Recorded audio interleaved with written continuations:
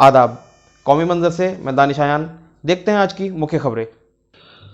भारतीय पत्रकार संघ का सहारनपुर में परिचय सम्मेलन। जी हां, आपको बता दें, पत्रकारों को एकजुट कर उत्तर प्रदेश में खड़ा करेंगे मजबूत संगठन। शहजाद अंजुम। भारतीय पत्रकार संघ की उत्तर प्रदेश इकाई द्वारा अंबाला रोड स्थित एक होटल में आयोजित परिचय सम्मेलन में वरिष्ठ पत्रकारों को अंग वस्त्र एवं स्मृति चिन्ह भेंट कर सम्मानित किया गया। वहीं पत्रकारिता के क्षेत्र में नवयुवकों को स्मृति चिन्ह प्रदान किए गए। इस मौके पर प्रदेश अध्यक्ष शहजाद अंजुम ने उत्तर प्रदेश में मजबूत संगठन खड़ा करने का संकल्प लिया। स्वागत करें और पुरुषोत्तम शर्मा जी।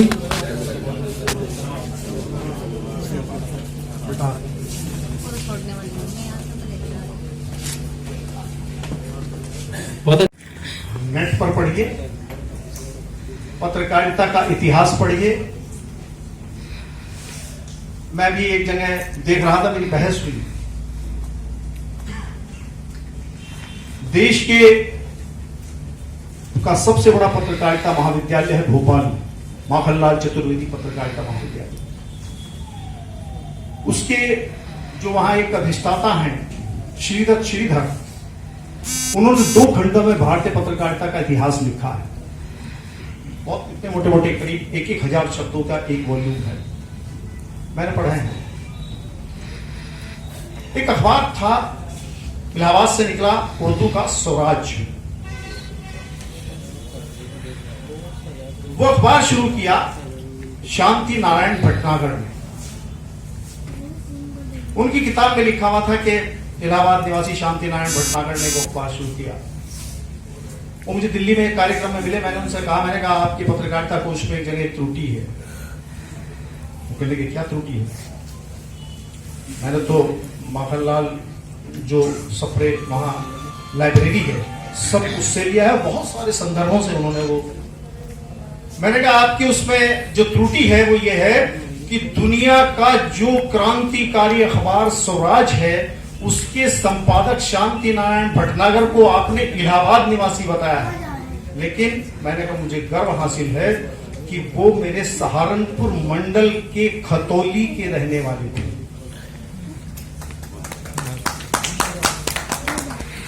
कहने लगे कि अच्छा, आप उन समाचारों को दिखाने का काम करें, क्योंकि पत्रकार जो है वो समाज का आईना है, दर्पण है।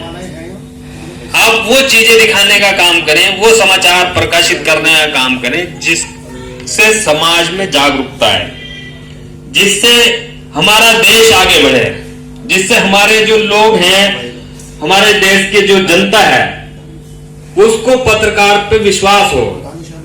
आज हम जो समाचार पत्रकारिता में बहुत सारे ऐसे लोग आ गए हैं, प्रोफेशनल लोग आ गए हैं जो पत्रकारिता को व्यवसाय बना रहे हैं। तो ऐसे लोगों से बचने की जरूरत है। पत्रकारिता को व्यवसाय ना बनाएं। पत्रकारिता एक समाज सेवा है और पत्रकारिता को समाज सेवा के माध्यम से जब करेंगे तो ऐसा नहीं है कि आपके परिवार का हित हो जाएगा या आपके परिवार को जो है भोजन प्राप्त नहीं होगा। उसके लिए भी कई विकल्प हैं और वो इस तरह के विकल्प हैं। आप अगर अपना साप्ताहिक न्यूज़पेपर चलाते हैं तो अपने साप्ताहिक न्यूज़पेपर को आप कंटिन्यू रेगुलर रखिए और उसको जो है आप डीवीपी कराइए। वहां से कुछ विज्ञापन मिलता है, कुछ ऐसे विज्ञापन यहाँ पे मिलते हैं, कुछ बड़ी कंपनी है, उनसे कांटेक्ट कीजिए। तो जब आप मेहनत करेंगे, लेकिन अगर आप छोटे छोटे स्तर पर 100, 200, 50 रुपए के लिए आप अपने लिखने का काम करेंगे और नैतिकता की बात बताते हैं, वही लोग ऊपर बैठे हुए हमारी खबरों को काट दिया करते थे, खत्म कर दिया करते थे। आज भी यही व्यवस्था है। जिसकी थैली जितनी भारी, लार्जेस्ट सर्कुलेशन के अखबारों में उसकी खबर उतनी भारी। बताइए, जितने आप बैठे हैं और मैं बैठा हूं, जो संघर्षशील और क्रांतिकारी लोग हैं, क्या खुद को बड़ा समाचार पत्र के मालिक बताने वाले उनको वो सम्मान, उनको वो वैल्यू देते हैं? उनको कहते झूठ भैया नेता है। ऐसे ही पत्रकारिता जगत में है। नसीहत तो बहुत लोग कर सकते हैं, लेकिन जब उस पीड़ा को झेलना पड़ता है तब देखना पड़ता है। एक बात आई थी कि वो सुबह को आंख खुलती है और देखते हैं कि कहां रेत पड़ा, कहां बजरी पड़ी है। देखिए साहब, अगर ये लोग ये चेक नहीं करेंगे तो सत्ता और व्यवस्था में बैठा आदमी बेलगाम हो जाएगा। मैं जिस कॉलोनी में रहता हूं वो कॉलोनी एक मुसलमान ने काटी है।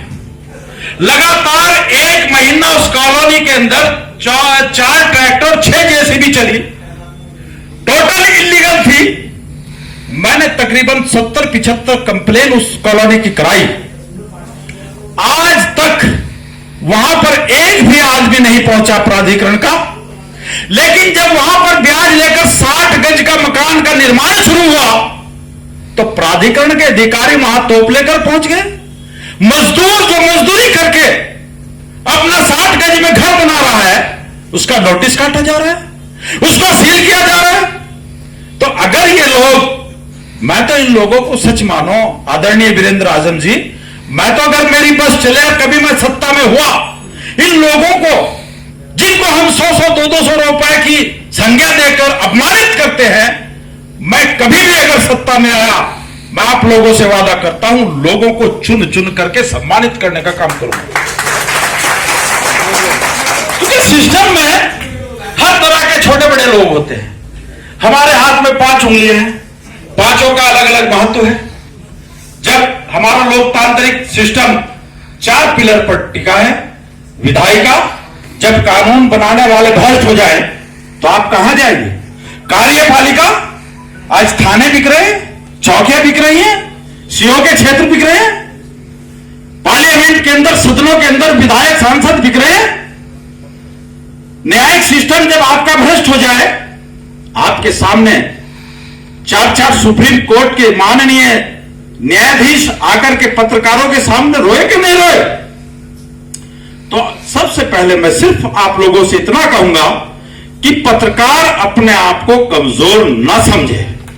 आप निष्पक्ष निर्भीक होकर के लिखें और जो टकराएगा उससे हर तरीके से निपटेंगे, जो भारत के संविधान ने व्यवस्था दी है।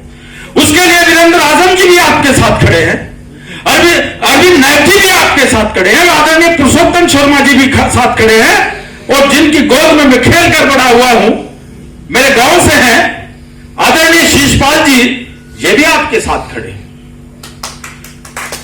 बस लास्ट में एक बात कह करके आपको कहूंगा, मैं बिहार के बौद्ध गया में गया था।